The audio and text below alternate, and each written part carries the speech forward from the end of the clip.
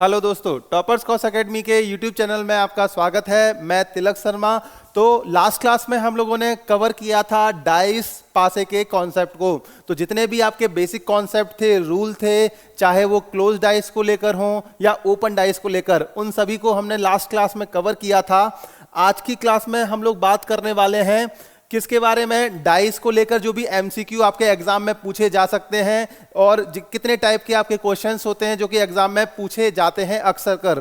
तो उसी के बारे में आज के वीडियो में हम लोग बात करेंगे। तो सबसे पहले आज की क्लास में हम लोग डिस्कस करने वाले हैं क्लोज्ड डाइस जो रहेगा आपका बंद पासा, उसको लेकर जो क्वेश्चन आपके पूछे गए हैं या फिर आपके पूछे जा सकते हैं एग्जाम में, उसको लेकर जितने भी वैरायटी ऑफ क्वेश्चंस हैं जो कि आपके अपकमिंग एग्जाम में पूछे जा सकते हैं, उन सबको हम लोग आज के वीडियो में कवर करके चलेंगे। तो आज की क्लास का जो पहला क्वेश्चन है उसमें यह दिया है कि निम्न में से कौन सा मानक पासा है। तो लास्ट क्लास में आप वीडियो पे जाओगे या तो आपको अगर लास्ट क्लास का वीडियो देखा है तो उसमें आप देख लेना कि मानक पासा और साधारण पासा होते क्या हैं, उनके बीच में क्या डिफरेंस है। तो यहां पर वही पूछा है कि मानक पासा कौन सा है। तो ये चार ऑप्शन आपको दिए गए हैं। अब मानक पासे को लेकर आपको बताया गया था कि मानक पासे की क्या प्रॉपर्टी होती है। मानक पासा, तो मानक पासे की जो प्रॉपर्टी थी विपरीत सतह को लेकर, तो यहां पर जितने भी विपरीत सतह के जोड़े थे, तो यहां पर जितने भी विपरीत सतहों के जो अंक हैं, अंकों का योग किसके इक्वल आएगा आपका 7 के। तो यहां पर जो मानक पासे रहेंगे उसमें विपरीत सतह के अंकों का योग 7 के इक्वल आएगा। मींस आपके जो एडजेसेंट साइड है यानी कि जो संलग्न सतह है, संलग्न सतह है, तो संलग्न सतह के अंकों का योग, अंकों का योग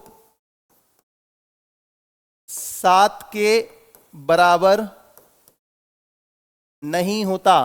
तो यहां पर संलग्न सतह के अंकों का योग 7 के बराबर नहीं होगा, क्योंकि जब भी पासे की कोई भी आपका अगर साइड व्यू दिया होता है तो हमें 3 साइड विजिबल हैं और ये तीनों साइड क्या है आपकी संलग्न सतह है। तो इसकी सेकंड प्रॉपर्टी के बेसिस पे हम यहां पर क्लासिफाई करेंगे।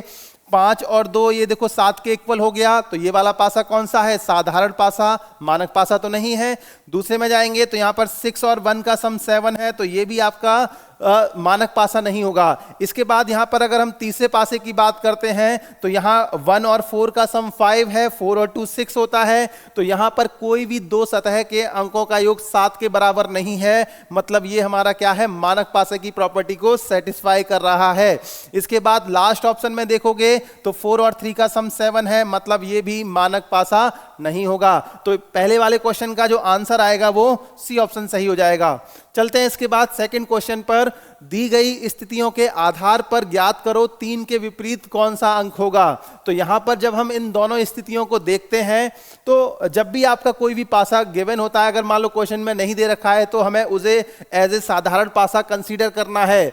तो यहां अगर हम देखेंगे कि एक पासे की अगर 2 स्थितियां दे रखी हैं, उसके बेसिस पे बताना है कि 3 के विपरीत कौन सा अंक होगा। तो उसके लिए हमें 2 कंडीशन चेक करनी है। पहली कंडीशन क्या है कि इन दोनों पासे की स्थितियों में क्या कोई एक सतह का अंक समान है या फिर आपके 2 सतह के अंक समान है। फिर उसके बाद उसको चेक कर लेते हैं। इन दोनों में अगर आप देखोगे तो यहां पर भी 5 है और यहां पर भी आपका 5 है, तो दोनों पासे की स्थितियों में आपका एक अंक समान है। तो क्या आप ये बता सकते हो कि 5 के विपरीत कौन सा अंक होगा, क्योंकि 5 के बगल में 2, 3, 1 और 4 हैं। जो बगल में है को वो कभी भी विपरीत नहीं हो सकते। तो यहां पर 5 के विपरीत में कौन सा अंक बच जाता है, 6। तो सबसे पहली कंडीशन, यहां पर 5 के विपरीत कौन सा अंक होगा, 6, क्योंकि 5 के विपरीत नहीं पूछा गया है, 3 के विपरीत पूछा गया है। अब जब पासे की और कोई स्थिति नहीं दे रखी है, हमें इन दोनों स्थितियों से ही आइडिया लगाना है, ये पता लगाना है कि 3 के विपरीत कौन सा अंक होगा। तो हम क्या करेंगे, क्लॉकवाइज चलना स्टार्ट कर देते हैं, जो भी आपकी कॉमन साइड है उसके रेस्पेक्ट में। क्लॉकवाइज गए तो यहां पर 2 आया और यहां पर क्या आया, 4। तो यहां 2 के विपरीत में क्या आ गया, 4 आ गया। फिर फर्दर आगे क्लॉकवाइज चलेंगे तो यहां पर 3 और यहां पर 1। तो 3 के विपरीत में क्या आ जाएगा, 1 आ जाएगा। तो इस क्वेश्चन का जो आंसर आएगा कि 3 के विपरीत कौन सा अंक होगा, तो आंसर आएगा डी ऑप्शन 1। तो आगे आपका सेकंड वाले क्वेश्चन का आंसर क्या है, आपका डी ऑप्शन 1। चलते हैं इसके नेक्स्ट क्वेश्चन की तरफ। जो भी आपके आंसर आ रहे हैं उनको कमेंट में आप जरूर बताइए कि आपका आंसर क्या आया है। और टोटल 10 क्वेश्चन हैं आज के इस क्लास में, इस वीडियो में, तो उनमें से आपके कितने क्वेश्चन सही हुए ये भी आप जरूर मेंशन करिए। चलते हैं इसके अगले क्वेश्चन पर। ये एक अलग टाइप का क्वेश्चन है जो कि पासे को लेकर आपका पूछा जा सकता है आपके एग्जाम में। अब इसमें इंफॉर्मेशन दे रखी है, निम्न प्रश्नों में किसी एक पासे की 2 स्थितियां दे रखी हैं, किसी एक पासे की 2 स्थितियां दी गई हैं। तो दिए गए विकल्पों में से कौन सा पासा प्रश्न में दिए गए पासे के समान है। तो यहां पर 4 पासे ऑप्शन में दिए हैं, कौन सा पासा ऐसा है जो कि प्रश्न में दिए गए पासे के समान होगा। तो सबसे पहले इन दोनों पासे के रेस्पेक्ट में हम ये देखेंगे कि कौन सी सतह सेम है। यहां पर भी 1 है, यहां पर भी 1। अब 1 के विपरीत कौन सा अंक होगा, क्योंकि 1 के बगल में 3, 6, 2 और 4 है, तो कभी ये विपरीत नहीं होंगे, तो बच कौन सा जाता है अंक 5। तो 1 के विपरीत क्या होगा, 5 होगा। इसके बाद जब आप क्लॉकवाइज चलोगे, क्योंकि और कोई कंडीशन नहीं दे रखी है, तो क्लॉकवाइज चलना ही हमारे पास में ऑप्शन बचता है। तो यहां 2 के विपरीत कौन सा अंक हो जाएगा, 3। 2 के विपरीत 3। फिर इसके बाद क्लॉकवाइज चलेंगे तो यहां 6 आएगा और यहां पर क्या आएगा, 4। तो 6 के विपरीत कौन सा अंक हो जाएगा, 4। अब सबसे पहले इन दोनों पासे में जो अंक दे रखे थे उसके बेसिस पे हमने एक कंक्लूजन निकाला। अब इसको चेक कर रहे हैं कि कौन सा पासा ऐसा है जो कि इस कंक्लूजन को सेटिस्फाई करेगा। सबसे पहले में क्या दे रखा है, 1, 3, 5। तो यहां पर देखो 1 है, 3 यहां पर है, 5 है। 1 और 5 एक दूसरे के विपरीत हैं, कभी बगल में नहीं होंगे, तो ये तो सेटिस्फाई नहीं कर रहा है। आगे देखेंगे 2, 3, 4। तो यहां 2 और 3 एक दूसरे के विपरीत हैं, तो कभी भी वो एक दूसरे के बगल में नहीं होंगे। तो यहां पर दूसरा पासा भी इस कंडीशन को सेटिस्फाई नहीं करेगा। एक बार फिर से सुन लो, यहां पर हमें करना क्या होता है कि जो भी पासे की साइड्स दे रखी हैं उसमें जो भी अंक दिए हैं उनको हमें चेक करना है इस कंक्लूजन से। कंक्लूजन से कैसे चेक करेंगे, यहां पर संलग्न सतहों के बेसिस पे आपको डेटा गिवन है और ये आपने डेटा फाइंड किया है, और किसके बेसिस पे, अपोजिट साइड के बेसिस पे।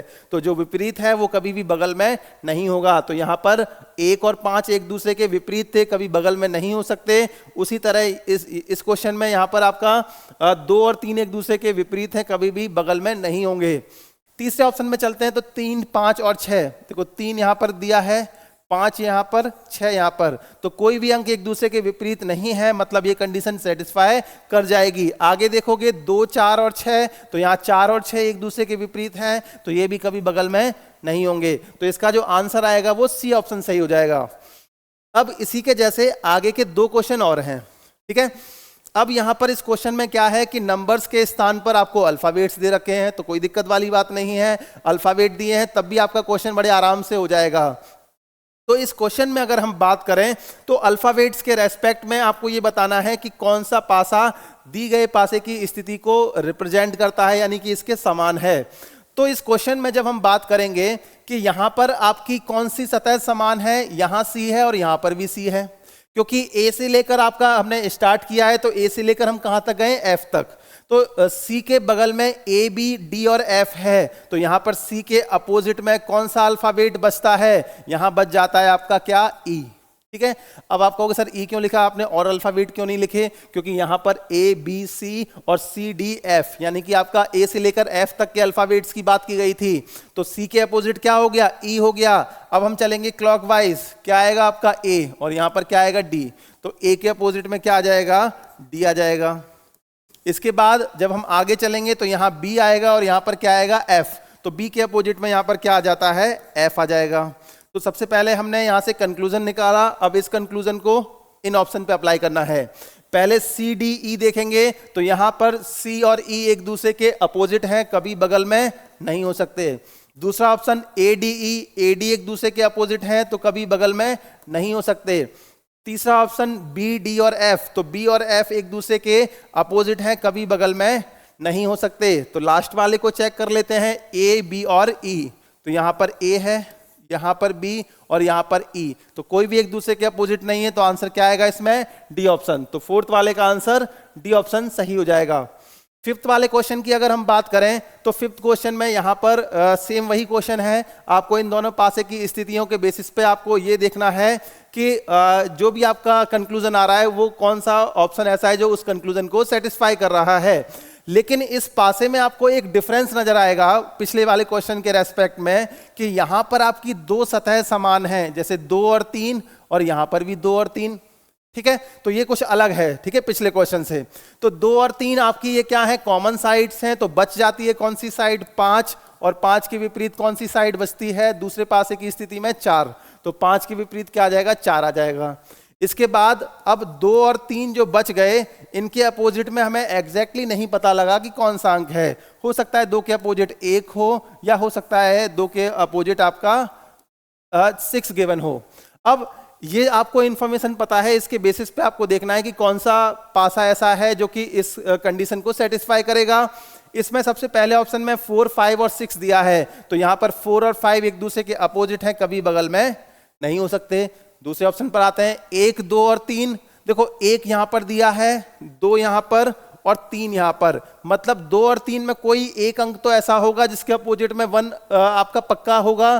तो यहां पर दूसरे वाले ऑप्शन इस कंडीशन को सेटिस्फाई नहीं करेगा। इसको बहुत ध्यान से समझना कि 2 और 3 कोई एक अंक तो ऐसा होगा जो कि किसके 1 के अपोजिट में होगा। तो अपोजिट में है तो बगल में कभी नहीं हो सकता। इसके बाद बात करें 1, 2, 6, तो यहां देखो 1 यहां पर है, 6 यहां पर है, 2 यहां पर है, तो 1 और 6 दोनों में से कोई एक अंक तो ऐसा होगा जो 2 के अपोजिट होगा। तो ये वाली भी कंडीशन सेटिस्फाई नहीं करेगी। 3, 4, 6 को देखें तो यहां पर देखो 3 है, यहां 4 है, और यहां पर क्या है आपका 6। तो सर आप ये बोलोगे कि सर ये चांसेस तो हैं, हो सकता है कि आपका 50% चांसेस हैं कि 3 के अपोजिट में 6 आ जाए, लेकिन आप जब मोस्ट करेक्ट आंसर की तरफ जाओगे तो केवल यही एक ऐसा ऑप्शन है 3, 4, 6 जो कि आपका ये कंडीशन सेटिस्फाई कर रहा है कि हाँ ये पासा फॉर्म हो सकता है। तो यहां पर अगर हम बात करें डी ऑप्शन की, तो ये डी ऑप्शन क्या हो जाएगा, यहां पर सही हो जाएगा। फिर से डी ऑप्शन को समझ लो एक बार कि यहां पर था 3, 4 और 6, तो 3 यहां पर है, 4 यहां पर है, 6 यहां पर है। तो ये कंडीशन कब सेटिस्फाई होगी, जब 3 के अपोजिट में क्या आ जाए आपका, यहां पर आपका 1 आ जाए, 2 के अपोजिट में आपका 6 आ जाए, और आपका 4 ये अलग साइड रहे। तो यहां पर ये कंडीशन सेटिस्फाई होगी, तब ये आपका डी ऑप्शन सही होगा। आगे इसके चलते हैं नेक्स्ट क्वेश्चन की तरफ। ठीक है, इस क्वेश्चन में 1, 3, 4 और 3, 4, 6, तो यहां पर भी अगर आप देखोगे 2 साइड कॉमन है, इसमें भी आपकी 2 साइड कॉमन है। कंक्लूजन क्या मिला, 1 के अपोजिट में क्या आ गया, 6। इसके बाद आगे चलें तो यहां पर 3 और 4 बच जाते हैं। 3 और 4 इनके अपोजिट में या तो आपका 2 आएगा या तो क्या आएगा, 5। देखते हैं कौन सा पासा सेटिस्फाई कर रहा है। ऑप्शन आपका ए, बी, सी और डी, हमने नाम दे दिया इनको ABCD। अब इसमें अगर हम बात करें पहले वाले ऑप्शन की 1, 5, 6, तो 1 और 6 एक दूसरे के अपोजिट हैं, कभी बगल में नहीं होंगे। दूसरे में 1, 3, 4, तो यहां 1, 3, 4, तो यहां पर 3 और 4 आपके दोनों एक दूसरे के क्या है, आपका ये 1 है, ये 3 और 4 ये आपके आसपास हो सकते हैं। तो यहां पर बी वाला ऑप्शन क्या करेगा, सेटिस्फाई कर जाएगा, क्योंकि यहां पर 3 और 4 क्या होंगे, एक दूसरे के अपोजिट नहीं होंगे, और ये 1 है, ये भी आपका एक अलग साइड है। तीसरे ऑप्शन की तरफ जाते हैं तो 2, 3, 5, तो यहां पर 2, 3, 5, तो यहां पर 2 और 5 में कोई एक अंक तो ऐसा होगा जो कि 3 के अपोजिट होगा। तो ये वाली कंडीशन सेटिस्फाई नहीं करेगी। बी वाला ऑप्शन 50-50% से आपका सेटिस्फाई कर रहा है, और डी वाले में क्या दे रखा है, 3, 4, 5, 3, 4, 5, तो 3 और 4 में कोई एक अंक तो ऐसा होगा जिसके अपोजिट में क्या आएगा, आपका 5 आ जाएगा। तो ये वाला भी ऑप्शन सेटिस्फाई नहीं कर रहा। तो 6 वाले का आंसर बी ऑप्शन। 7th वाले क्वेश्चन में एक पासे की 3 स्थितियां दे रखी हैं, तो आपको ये बताना है कि 3 के विपरीत कौन सा अंक होगा। तो सबसे पहले अगर हम बात करें, ये स्थिति इसको 1 मान लेते हैं, इसको 2 और इसको 3। तो सबसे पहले अगर हम 1 और 2 को कंपेयर करते हैं, तो 1 और 2 को कंपेयर करेंगे तो यहां पर आपको 1 और 3, यहां पर भी 1 और 3 आपको सेम मिलता है। तो 2 के अपोजिट में क्या आ जाएगा, 5 आ जाएगा। पहली कंडीशन पता लग गई। इसके बाद अब हम कंपेयर करेंगे किसको, 2 और 3 को। 2 और 3 को जब कंपेयर किया तो क्या इसमें कुछ कॉमन है, तो यहां पर आप देखोगे 3 कॉमन है, यहां पर भी 3 कॉमन है। 3 के बगल में 1, 5, 2 और 4 है, तो 3 के अपोजिट कौन सा अंक होगा, 6, तो 3 के अपोजिट आपका 6 आ गया। तो दूसरे वाले आपका कंक्लूजन से हमारे क्वेश्चन का आंसर मिल गया। तो आंसर क्या आ गया इसका? B option 6। और इसके साथ साथ हमें आगे फर्दर कंपेयर करने की जरूरत नहीं है, क्योंकि जो रिमेनिंग साइड है आपकी वो क्या बचती है? 4। इसके अपोजिट में कौन सा अंक आएगा? 1 आएगा ऑब्वियसली, क्योंकि आपका यही एक पेयर बच जाता है। इसके बाद 8th वाले क्वेश्चन की अगर हम बात करेंगे तो यहां पर अब ना अल्फाबेट दिए गए हैं ना नंबर्स दिए गए हैं, उनकी जगह सिंबल्स दे दिए हैं और आपको ये बताना है कि ट्राइंगल के विपरीत कौन सा चिन्ह होगा। तो सबसे पहले हम इसमें अगर इसको 1 नाम दें, 2 और 3, तो हम सबसे पहले कंपेयर करते हैं किसको? 1 एंड 2 को। तो पहले और दूसरी स्थिति को जब कंपेयर करेंगे तो इसमें क्या सेम है? देखो ट्राइंगल और ये डॉट, ट्राइंगल और ये डॉट, तो यहां पर सॉरी एडिशन और डॉट, तो यहां पर जो ट्राइंगल होगा इसके अपोजिट में कौन सी सतह आ जाएगी? स्टार। ठीक है, तो यहां ट्राइंगल पूछा गया था तो हमें इस पहले कंपैरिजन से ही आंसर मिल गया और आंसर क्या आ गया आपका? A option star. आगे चलते हैं क्वेश्चन नंबर 9 की तरफ। 9th वाले क्वेश्चन में आपके सिंबल्स कुछ मिसिंग हैं, इसको जरा देख लेते हैं कि क्या क्या सिंबल इसमें हो सकते हैं। तो इस क्वेश्चन में आपके सिंबल हैं वो कुछ इस तरीके से दिए हैं। आपको ये बताना है कि ट्राइंगल के विपरीत क्या होगा। तो इस वाले क्वेश्चन में क्योंकि डाइस की 4 स्थितियां दे रखी हैं, इनको हमने नंबर आपका नाम दे दिया 1, 2, 3 और 4। अब इसके बेसिस पे आपको बताना है कि ट्राइंगल के विपरीत कौन सा अंक होगा। तो इन स्थितियों के बेसिस पे जब हम कंपेयर करते हैं किसको? फर्स्ट और सेकंड को। तो 1 और 2 को जब कंपेयर करेंगे तो यहां पर कौन सी साइड सेम है? एक तो आपका क्रॉस और एक सर्कल, क्रॉस और सर्कल। तो यहां पर एडिशन के विपरीत कौन सा सिंबल आ जाएगा? सब्ट्रैक्शन। अब इसके बाद हम कंपेयर कर रहे हैं किसको? 2 और 3 को। 2 और 3 को कंपेयर करेंगे, क्या इसमें कुछ सिमिलर है आपका? दोनों आपके अगर देखेंगे सिंबल्स में तो इसमें कुछ भी सिमिलर आपको नहीं मिलेगा। तो अब हम आगे कंपेयर कर लेते हैं किसको? 3 और 4 को। 3 और 4 को जब हमने फर्दर कंपेयर किया तो क्या इसमें कुछ सिमिलर है? एक डिवीजन सिमिलर है और एक एडिशन, डिवीजन और एडिशन। तो यहाँ ट्राइंगल के अपोजिट क्या आ जाएगा? सर्कल। ट्राइंगल के अपोजिट कौन सा सिंबल आ गया? सर्कल आ गया। तो यहां जो आंसर आएगा वो क्या आ जाएगा? C option circle. तो 9th वाले क्वेश्चन का आंसर सी ऑप्शन सर्कल सही हो जाएगा। इसके बाद अगले क्वेश्चन पर चलें तो यहां पर स्थितियां दे रखी हैं 1, 2, 3 और 1, 4।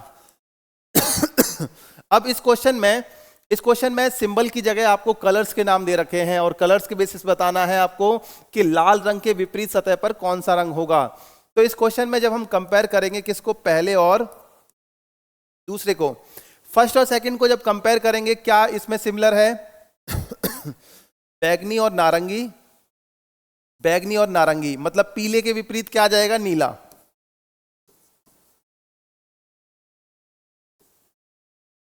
ये सबसे पहले कंपैरिजन से पता लगा। दूसरे तीसरे को कंपेयर करेंगे तो क्या इसमें कुछ सिमिलर है? हाँ, दूसरे और तीसरे को जब हम आगे कंपेयर करते हैं, दूसरे तीसरे में क्या सिमिलर है? यहां पर आपका पीला दिया है और पीला नहीं, इसमें और कोई कलर सिमिलर है आपका? लाल, नीला, पीला। तो यहां पर नीला सिमिलर है। हाँ, नीला आपका सिमिलर है ये इस जगह। ठीक है, अब दोनों में आप देखोगे नीला सिमिलर है और नीले के बगल में बैगनी, नारंगी और लाल और पीला है। तो यहां पर नीले के अपोजिट कौन सा कलर हो जाएगा?